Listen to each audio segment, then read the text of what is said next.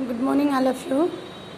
आज हम आपको बताएंगे हिंदी का सिलेबस कि आपको क्या क्या पढ़ना है। फिर उसके बाद गद्य पद्य संस्कृत और खंड काव्य है एक, और ये सारी चीज़ें हम आपको बताएंगे कि कैसे कैसे क्या क्या सिलेबस में है आपके। देखिए, अभी आपने पढ़ा हिंदी गद्य साहित्य का विकास का संक्षिप्त परिचय शुक्ल और शुक्लोत्तर युग, हिंदी पद्य साहित्य का विकास का संक्षिप्त परिचय, उसमें पढ़ा रीतिकाल और आधुनिक काल। गद्य चैप्टर, पद्य चैप्टर, संस्कृत के सारे चैप्टर पढ़ाए जाएंगे। जो भी है 30% जैसे कम हुआ था 9th में, वैसे ही अभी कोई सूचना नहीं है, लेकिन जो भी है यहाँ देखिए सारे चैप्टर हैं। इन सारे चैप्टर को आपको पढ़ना है। ममता मित्रता, क्या लिखूं नहीं पढ़ना है, भारतीय संस्कृति, अजंता, ये 4 चैप्टर गद्य में पढ़ने हैं। और ये 2 चैप्टर अगर 30% कम होगा तो ये 2-3 चैप्टर जो है वो नहीं पढ़ा जाएगा। ठीक, काव्य में सारे चैप्टर पढ़े जाएंगे, लेकिन कुछ कुछ विषय वस्तु को नहीं पढ़ा जाएगा। जैसे सुमित्रानंदन पंत चीटी पढ़ा जाएगा। चंद्रलोक में प्रथम बार इनकी ही रचना है, जो आपके सिलेबस में है, बुक में है, उसको नहीं पढ़ा जाएगा। ठीक है, कुछ कुछ टॉपिक नहीं पढ़ा जाएगा। संस्कृत में भी 2-3 चैप्टर ऐसे हैं जो नहीं पढ़ाया जाएगा। तो जो जो पढ़ाया जाएगा वो सारे चैप्टर को मैं वीडियो बना के और उसके प्रश्न उत्तर, ठीक है, सब आपको, जीवन परिचय सब आपको बताते चलूँगी मैं। इसी तरह खंड काव्य में, खंड काव्य आता है जिलेवार, जिले के अनुसार। गोरखपुर जिले में मातृभूमि के लिए पढ़ाया जाता है। एक खंड काव्य यही पढ़ाया जाता है जो जयशंकर त्रिपाठी द्वारा लिखा गया है, और ये चंद्रशेखर आज़ाद के बारे में है। ठीक है, मातृभूमि के लिए यही एक खंड काव्य आता है एग्जाम में। आता सारा है, लेकिन आपको मातृभूमि के लिए करना है, क्योंकि आपके गोरखपुर जिले में यही खंड काव्य पढ़ाया जाता है। ठीक, इस तरह से आप सिलेबस जान गए। व्याकरण में देखिए, व्याकरण में काव्य सौंदर्य के तत्व में रस, हास्य रस और करुण रस आपको पढ़ना है। अलंकार में उपमा अलंकार, अर्थालंकार के 3 भेद, यही जो है उपमा अलंकार, रूपक अलंकार और उत्प्रेक्षा अलंकार, यही पढ़ना है। छंद में सोरठा और रोला पढ़ना है। ठीक, इसके लक्षण, उदाहरण और पहचान। इसी तरह हिंदी व्याकरण में उपसर्ग पढ़ना है, प्रत्यय पढ़ना है, समास में 2 ही समास पढ़ना है। अगर 30% कम होता है तब, नहीं तो ये चारों पढ़ना है। ठीक है, तो द्वंद्व और द्विगु पिछले वर्ष पढ़ाया गया था। अगर 30% कम होता है तो इस बार भी यही दोनों समास ही पढ़ना है आपको। तत्सम शब्द पढ़ना है, पर्यायवाची शब्द पढ़ना है। इधर संधि में यण संधि केवल पढ़ना है, वृद्ध संधि नहीं पढ़ना है। संस्कृत व्याकरण में शब्द रूप में संज्ञा के शब्द रूप याद करना है, सर्वनाम के शब्द रूप नहीं याद करना है। संज्ञा के शब्द रूप में दिया है फल, मति, मधु, नदी, इन्हीं 4 को आपको पढ़ना है। फिर धातु रूप में लट, लोट, लिट, लकार, विधिलिंग, लकारों में पढ़ना है, और 2 ही शब्द रूप पढ़ना, धातु रूप पढ़ना है, पठ और हंस। 5 लकार है और 5 लकार का 2 ही धातु रूप पढ़ना है आपको, पठ का और हंस का। ये दोनों दृश्य और पच नहीं पढ़ना है। और हिंदी के वाक्यों को संस्कृत में अनुवाद करना है। निबंध पढ़ना है, और वही खंड काव्य जो मैंने आपको इससे पहले बताया। निबंध आता है लिखने के लिए, वैज्ञानिक तरीके का निबंध, सामाजिक, धार्मिक, सांस्कृतिक, आर्थिक समस्याओं पर आधारित निबंध आता है एग्जाम में लिखने के लिए। ठीक है, ये सब हम आपको बताएंगे। तो आज चलिए हम पहले पद्य के चैप्टर बहुत ज़्यादा है, गद्य में बस यही 4 चैप्टर है। अगर 30% कम होता है तो 4 ही चैप्टर है, इसलिए इसको मैं बाद में पढ़ाऊँगी। पहले मैं काव्य से शुरू करती हूँ। ठीक है, क्योंकि काव्य में कई चैप्टर है, 1, 2, 3, 4, 5, 6, 7, 8, 9, 10, 11, 12 चैप्टर है शायद काव्य में, अगर 30% कम होता है तो। ठीक, तो इस तरह से 12 चैप्टर है, इसलिए मैं काव्य से ही शुरू करती हूँ। काव्य के चैप्टर 3 चैप्टर खत्म, तब उसके बाद 1 चैप्टर गद्य का। ठीक, तो आज सूरदास जी का चैप्टर हम पढ़ेंगे पद्य में। आइए चलिए हम आपको बताते हैं सूरदास जी का जीवन परिचय।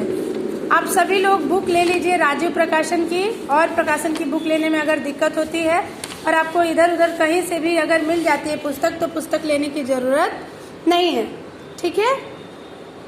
और लेके पढ़ना स्टार्ट कर दीजिए। देखिए सूरदास जी के बारे में दिया है, ये सूरदास जी का चित्र है।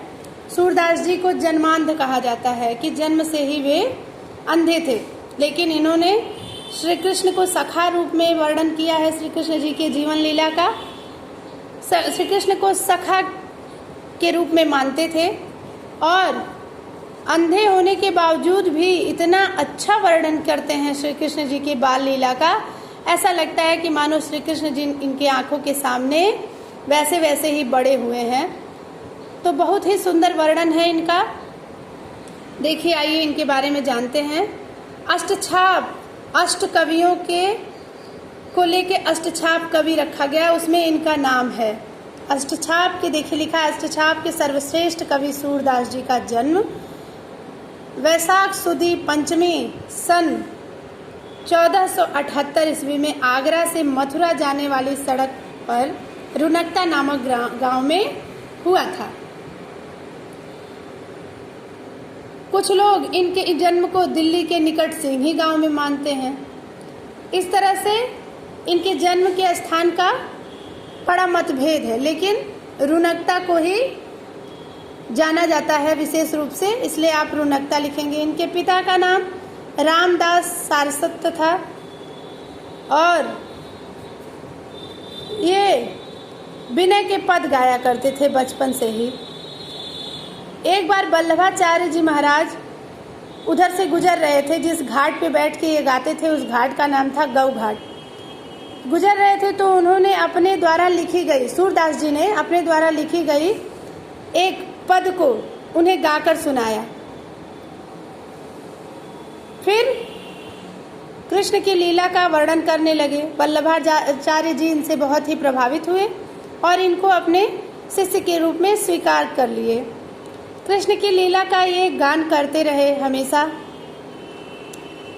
और वल्लभाचार्य जी ने इनको गोवर्धन पर बने श्रीनाथ जी के मंदिर में कीर्तन करने के लिए वहाँ रख दिया, बैठा दिया वहाँ कि आप इसी मंदिर में रहिए और श्री कृष्ण के जीवन की लीला का वर्णन इसी तरह करते रहिए। वल्लभाचार्य के पुत्र विठलनाथ ने अष्टछाप के नाम से सूरदास जी सहित 8 कृष्ण भक्त कवियों का संगठन किया। वल्लभाचार्य कौन थे? सूरदास जी के गुरु थे, और वल्लभाचार्य के पुत्र थे विठलनाथ, जिन्होंने अष्टछाप कवि का संगठन किया था। 8 कृष्ण भक्तों का संगठन ही अष्टछाप कहलाया। बात समझ में आई? अब इनकी मृत्यु के बारे में है कि गोवर्धन के पास ही पारसौली ग्राम में 1583 ईस्वी में इनकी मृत्यु हो गई। इन्होंने जो भी कुछ पद लिखा वो ब्रज भाषा में लिखा, और शैली क्या थी? मुक्तक शैली थी। इन्हें भक्ति काल का कवि माना जाता है, और ये अष्टछाप के एक कवि हैं। इनकी रचनाएं हैं सूर सागर, साहित्य लहरी, सूर सारावली। कृष्ण भक्त के रूप में इन्हें जाना जाता है, और इन्होंने श्री कृष्ण को सखा भाव से अपनी भक्ति वर्णित की है श्री कृष्ण के प्रति, जिसमें विनय का वर्णन है, मतलब प्रार्थना करते हैं। दाम्पत्य जीवन का, माधुर्य भाव का भी मिश्रण देखा गया है इनकी रचनाओं में। ब्रज लीला, श्री कृष्ण की लीलाओं का बहुत ही सुंदर वर्णन किया है। ठीक है, इनके बारे में कहा जाता है, सूर सूर तुलसी ससी उडगन केशव दास, अव के कवि खद्योतसम जह तह करत प्रकाश। सूर सूर, सूर मतलब सूरदास, और दूसरे सूर्य का अर्थ है सूर्य। सूर्य मतलब सूरज। जो सूरदास जी हैं उनको क्या कहा गया है? सूर्य के समान कहा गया है। तुलसी ससी, और तुलसी को, तुलसीदास जी को चंद्रमा के समान। उडगन केशवदास, और केशवदास को उडगन कहा गया है। नक्षत्र जो ताराएं हैं वो कहा गया है तारागण। अब के कवि खद्योतसम, और अब के कवि जो हैं आधुनिक काल के, मतलब इधर के कवि जो हैं भक्ति काल के बाद के कवि, वो क्या है, जुगनू के समान है और जह तह करत प्रकाश, यहाँ वहाँ केवल प्रकाश करते हैं। ये आप कोटेशन याद करके जीवन परिचय लिखने से पहले, अगर सूरदास जी का जीवन परिचय आ जाता है एग्जाम में, तो इस कोटेशन को अगर आप सबसे पहले लिख देंगे तो एग्जामिनर समझ जाएगा कि बच्चे को सूरदास जी के जीवन परिचय के बारे में पूर्णतः रूप से पता है, पूर्ण रूप से वो इनका वर्णन कर सकता है। इससे आपको नंबर बहुत अच्छा मिलेगा, इसलिए ये कोटेशन आप जरूर याद करें। ठीक है कि सूरदास जी को सूर्य के समान कहा गया है, साधारण कवि जो है, और तुलसीदास जी को चंद्रमा के समान, केशव दास जी को नक्षत्र तारों के समान कहा गया है, और अब आजकल के कवि जो हैं उनको जुगनू के समान है, जो कभी कभी प्रकाश करते हैं, जहाँ तहाँ यहाँ वहाँ थोड़ा थोड़ा प्रकाश डालते रहते हैं। ठीक है, इस तरह से आप आज सूरदास जी का जीवन परिचय अपनी कॉपी में अच्छे तरीके से लिखेंगे और याद भी करेंगे। ठीक है, आज के लिए यही।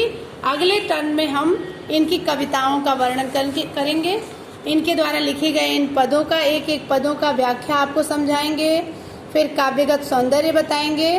तो इस तरह से आप अपनी कॉपी पे लिखते चलेंगे। ठीक, आज जीवन परिचय लिखिए सूरदास जी का और उसे याद भी करिए।